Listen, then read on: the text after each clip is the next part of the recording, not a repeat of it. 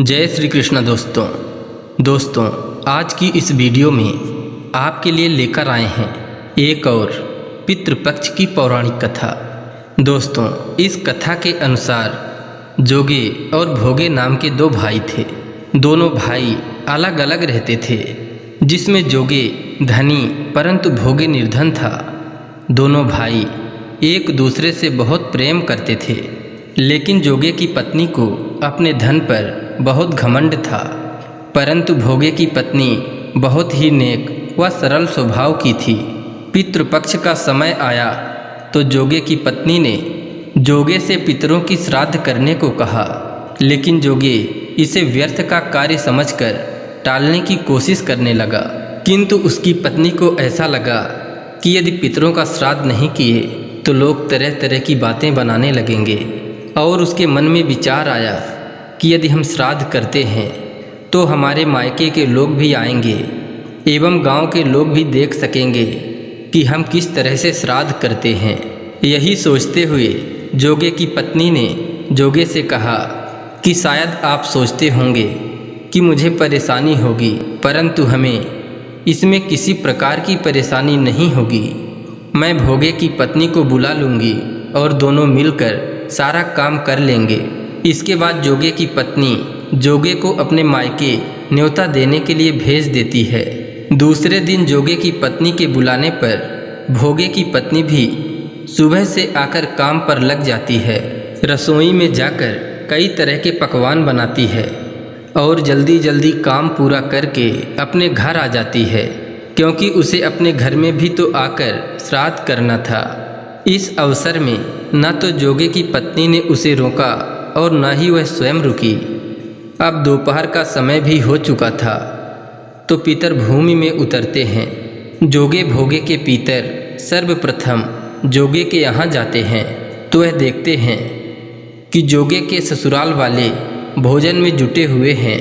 वह वहाँ से निराश होकर भोगे के यहाँ जाते हैं, परंतु भोगे के यहाँ वह देखते हैं कि पितरों के नाम पर केवल एक जगह पर होम किया गया है।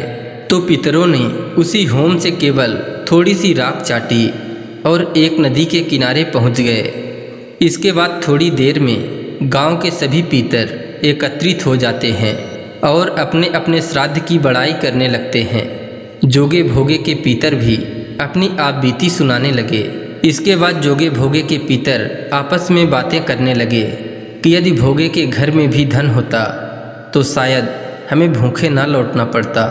यही सब सोच सोच कर जोगे भोगे के पितरों को भोगे पर दया आ जाती है और वह नाच नाच कर कहने लगते हैं कि भोगे के घर में भी धन हो जाए, भोगे के घर में भी धन हो जाए। अब शाम हो चुकी थी। भोगे के बच्चों को भूख लगी, क्योंकि पूरे दिन उन्हें कुछ भी खाने को नहीं मिला था। तो वह अपनी माँ से कहने लगते हैं कि माँ, मुझे भूख लगी है। तो भोगे की पत्नी इस बात को टालते हुए कहती है कि आंगन में औंधी रखी हुई है, उसे खोल लो और जो कुछ भी मिले उसे मिल बांटकर खा लो। जब बच्चे औंधी खोलते हैं तो उन्हें बहुत आश्चर्य होता है, क्योंकि औंधी के नीचे मोहरें ही मोहरें थी। यह देखकर बच्चे दौड़े दौड़े अपनी माँ के पास जाते हैं और सारी बातों को बताते हैं। भोगे की पत्नी भी जब यह देखती है तो वह भी चकित हो जाती है। इस तरह मोहर पाकर भोगे भी धनी हो जाता है, परंतु फिर भी उसे धन का अभिमान नहीं होता। दूसरे वर्ष जब पुनः पितृपक्ष आया तो भोगे की पत्नी ने 56 भोग बनाया, ब्राह्मणों को बुलाकर श्राद्ध किया, ब्राह्मणों को भोजन कराया एवं दक्षिणा भी दी, और अपने जेठ जेठानी को स्वर्ण के बर्तनों में भोजन कराई, जिससे पितर बहुत प्रसन्न एवं तृप्त हो जाते हैं। दोस्तों, आशा करते हैं यह कहानी आपको अच्छी लगी होगी। इसी तरह ज्ञानवर्धक एवं पौराणिक कथा कहानियों को सुनने के लिए कृपया चैनल को सब्सक्राइब कर लीजिए एवं वीडियो में एक लाइक करके कमेंट में लिख दीजिए जय श्री कृष्णा, राधे राधे।